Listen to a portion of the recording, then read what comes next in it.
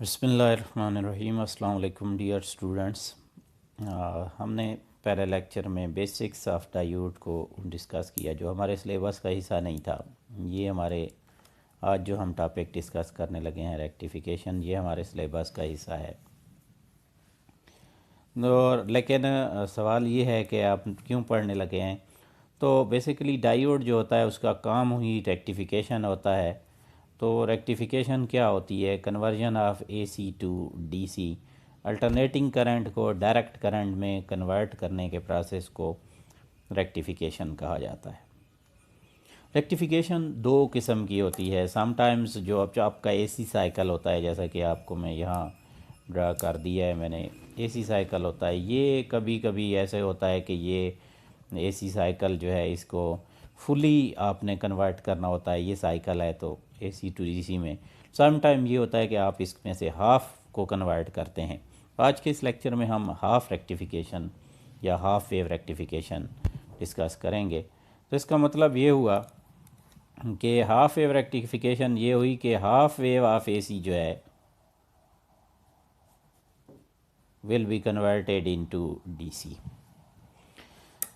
इसमें किस किस चीज़ की ज़रूरत होती है? पहली बात तो यह है कि आपको एसी सप्लाई की ज़रूरत है। तो एसी सप्लाई की ज़रूरत होने की वजह से यहाँ हम लगाते हैं ट्रांसफार्मर। ये एक स्पेसिफाइड टाइप ऑफ ट्रांसफार्मर होती है जो कि मोस्टली इसी के अंदर हम यूज़ करते हैं। और इस वजह से यहाँ पर इसको ट्रांसफार्मर का ये फ़ायदा उठाया जाता है। मोस्टली इसको हम यहाँ पे इसके एक तो नुकसानात कम होते हैं, दूसरा थोड़ी सी सेफ्टी भी होती है। तो ये आपका सबसे पहले यहाँ एक ट्रांसफार्मर है। दूसरा जो इसके डिवाइसेस इसमें जो यूज़ हुई, एक ट्रांसफार्मर यूज़ हुआ। दूसरा ज़ाहिर है कनेक्टिंग वायर्स भी रिक्वायर्ड होंगी। ये जो आपको नज़र आ रही हैं ये कनेक्टिंग वायर्स हैं, ये इससे आगे। और एक रजिस्टर आर भी रिक्वायर्ड है और एक डायोड डी भी रिक्वायर्ड है। ये डायोड और ट्रांजिस्टर जो हैं इसमें मौजूद होते हैं। ये भी डायोड और रजिस्टर ये इसका हिस्सा होते हैं। अब कह सकते हैं कि consider the figure shown which consist of a transistor rectifier circuit or half wave rectifier circuit in which we have a transformer, a diode and a resistor connected as shown in the figure. But this process is attaching of transformer is called transformer coupling। और इसमें transformer coupling इसलिए ज़रूरी होती है ताकि जितनी हम voltage चाहें तो अपनी मर्ज़ी से उसको एसी में से डीसी में कन्वर्ट कर पाएँ। आपका जो मोस्टली डिवाइसेस होती हैं उसके अंदर ये यूज़ होते हैं। अलबत्ता वहाँ फुल वेव यूज़ होते हैं, हम हाफ़ के डिस्कस करेंगे। माय सन्स, इससे पहले कि हम इसकी तरफ जाएं, हम एसी को बड़ा डिटेल्स में डिस्कस कर चुके हैं कि एसी ऐसा करंट होता है, अल्टरनेटिंग करंट, जो कि हमेशा जब फ़्लो करता है तो उसकी निशानी ये होती है कि वो अपनी पोलैरिटी को चेंज करता है। एक साइकिल में 2 दफ़ा डायरेक्शन को चेंज करता है। उसमें बाद में आता हूँ, पहले इसमें देखिएगा। तो हुआ ये कि जब आपने एसी स्टार्ट करते हैं तो ये एंड अगर पॉजिटिव है, ये नेगेटिव है, तो करंट यूँ फ्लो करता है। और थोड़ी देर बाद ये एट पॉजिटिव बन जाता है, ये नेगेटिव, तो करंट यूँ फ्लो करना शुरू कर देता है। अब ये जो हमने डायोड लगाया इसमें एक ही डायोड यूज़ हुआ है हाफ वेव रेक्टिफिकेशन में। तो होगा ये कि जब आप सप्लाई देंगे, when we will connect it to the voltage source, तो सपोज कर देंगे कि दिस एंड बिकम्स पॉजिटिव और ये end become this lower end becomes negative. ये पॉजिटिव हो गया और ये नेगेटिव हो गया। अब जब ये पॉजिटिव से नेगेटिव हुआ तो करंट ने फ्लो करना शुरू किया यूँ। एक चीज़ मैं बताना भूल गया था, या जानबूझ के लेक्चर्स वो बेसिक्स वाला थोड़ा सा लेंथी हो रहा था। फॉरवर्ड बाइसिंग में करंट मैक्सिमम फ्लो होता है। क्यों? क्योंकि आपकी जो बाइसिंग है, आप देखें यहाँ पे डायोड की कंडीशन में मैंने डिप्लीशन रीजन वहाँ बताई थी। ये पी है और ये एन है और ये डिप्लीशन रीजन है। अगर तो जो ही आप इधर से इनके इसको पी को पॉजिटिव देंगे, एन को नेगेटिव देंगे, तो ये कंप्रेस हो जाएगी। और इसकी वजह से जो इसकी बीच में रीजन है, एक तो ये छोटी हो जाती है, दूसरा पी को पॉजिटिव मिलने से होल्स इधर मूव करते हैं, एन को नेगेटिव मिलने से इलेक्ट्रॉन्स इधर मूव करते हैं। तो इस वजह से आपका मैक्सिमम करंट फ्लो करेगा। यानी एसी का अगर ये वाला क्वार्टर आप हाफ साइकिल देख लें तो इसमें 0 to T/2 जो आप लिखेंगे तो ये होगा कि आपका ये वाला हिस्सा पूरे का पूरा ट्रांजिस्टर से डायोड से गुजरेगा और इस रजिस्टर को सप्लाई मिलेगी, और ये सारा हिस्सा एसी से डीसी में कन्वर्ट होकर गुजरेगा। जो चीज़ डायोड से गुजर गई वो एसी से डीसी में कन्वर्ट हो गई। अब दूसरा हिस्सा जो ये वाला आ रहा है इसकी बारी आ रही है, तो इस केस में अब ये एंड पॉजिटिव हो गया, ये नेगेटिव हो गया। अब आपका जो डायोड है सिर्फ पी की बेस पे आप देखें बेटा, ये पी यूं पड़ा हुआ है आपका ये डायोड, यानी ये इसका पी एंड है, ये एन एंड है। तो ये साइड पॉजिटिव होने तक तो वो फॉरवर्ड बायस में था, लेकिन जब ये वाली साइड आपकी नेगेटिव में आ गई, मतलब ये साइड नेगेटिव हो गई, तो इस केस में क्या हुआ, इसकी जो बाइसिंग हुई ये अब डायोड की रिवर्स बाइसिंग हुई।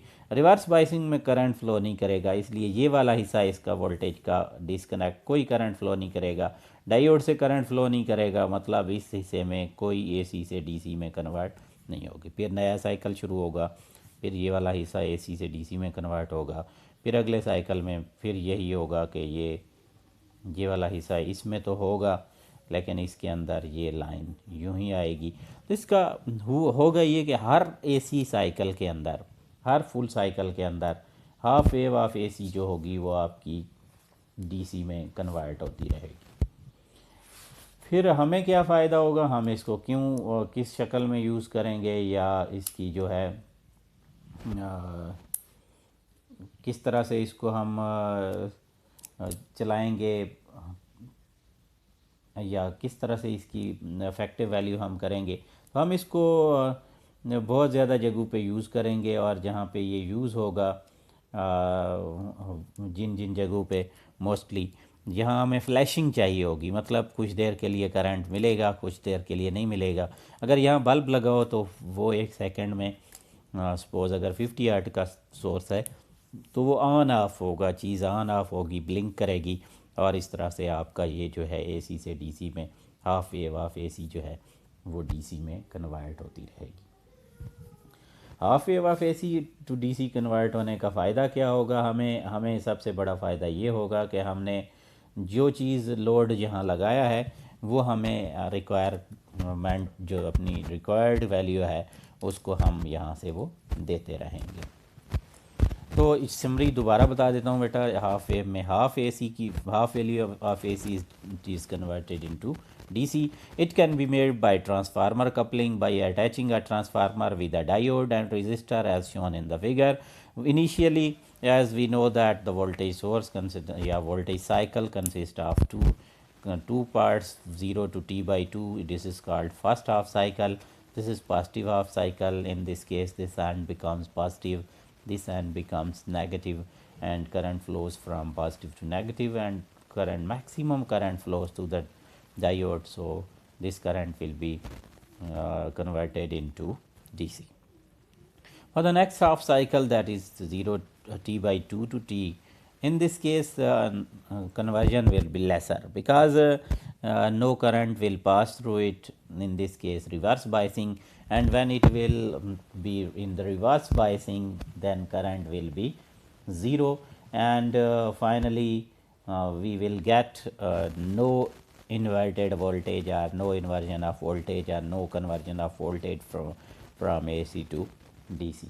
So this stage will tell us about the maximum behavior, that in each cycle half wave of AC is converted into DC. That's why we used to call it half wave rectification. Half wave rectification, the maximum value of voltage or current is supplied, and only half cycle of AC is converted into DC.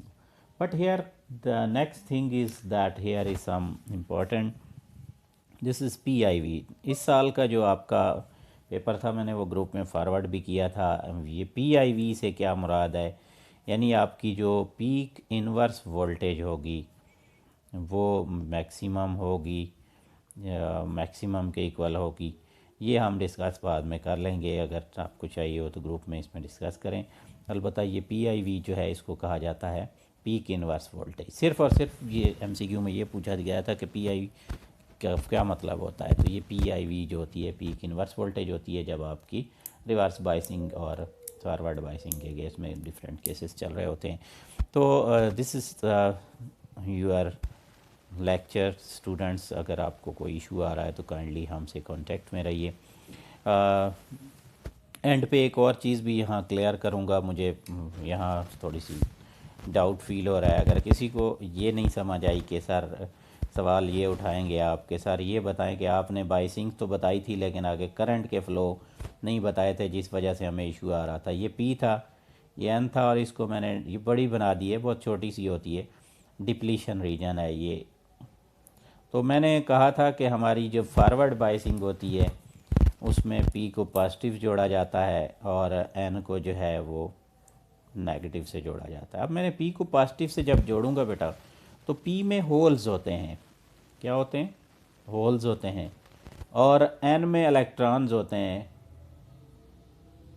तो होगा ये कि जब P को positive मिलेगा तो ये जो होल्स हैं इनका बिहेवियर पॉजिटिव जैसा है, तो ये थोड़े से इस तरफ मूव करेंगे और N वाले क्या करेंगे, ये इस तरफ मूव करेंगे। इसकी वजह से डिप्लीशन रीजन का नुकसान क्या होगा, वो कंप्रेस हो जाएगी।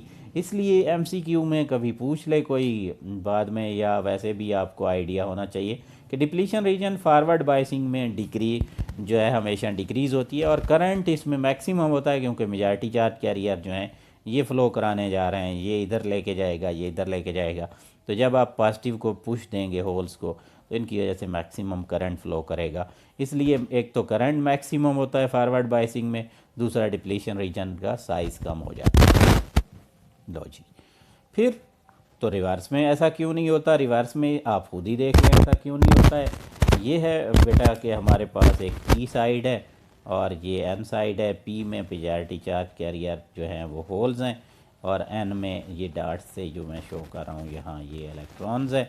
अब आप रिवर्स बाइसिंग में करते क्या हो, आप P को नेगेटिव से जोड़ते हो, N को जो है वो आप पॉजिटिव से जोड़ते हो। अब जब P को आप नेगेटिव से जोड़ोगे तो ये इनका बिहेवियर किस जैसा है, पॉजिटिव जैसा है। तो ये क्या करेंगे, ये पीछे की तरफ थोड़ा सा पीछे हटेंगे और ये वाले भी थोड़े से पीछे हटेंगे। चंद एक इलेक्ट्रॉन्स जो पहले यहाँ से डिफ्यूज़ करके आए थे, अगर आपको पता हो जब डिप्लीशन रीजन बन रहा था, तो वही इधर मूव करेंगे। तो करंट इसमें एक तो बहुत कम होगा और होगा भी मिनॉरिटी चार्ज कैरियर की वजह से। इसलिए इसका एक ख़ास नाम यूज़ किया जाता है लीकेज करंट। ये माइक्रो एम्पेयर्स में होता है, जबकि ये वाला जो है ये मिली एम्पेयर्स में होता है। ये बहुत कम करंट होगा और लीकेज करंट जो है ये लेस वैल्यू इसकी जो है वो फ़्लो करती है। दोबारा बता देता हूँ, ये जब आप पॉजिटिव को नेगेटिव से जोड़ेंगे तो ये चार्जेस पीछे हटेंगे। डिप्लीशन रीजन समझ लें कि यूँ गैप पड़ा हुआ है, पीछे करेंगे तो ये गैप और ज़्यादा स्ट्रांग हो जाएगा और करंट भी इसमें से फ्लो नहीं करेगा। Thanks for watching, keep watching our videos and keep sharing. Thanks, अल्लाह हाफिज़।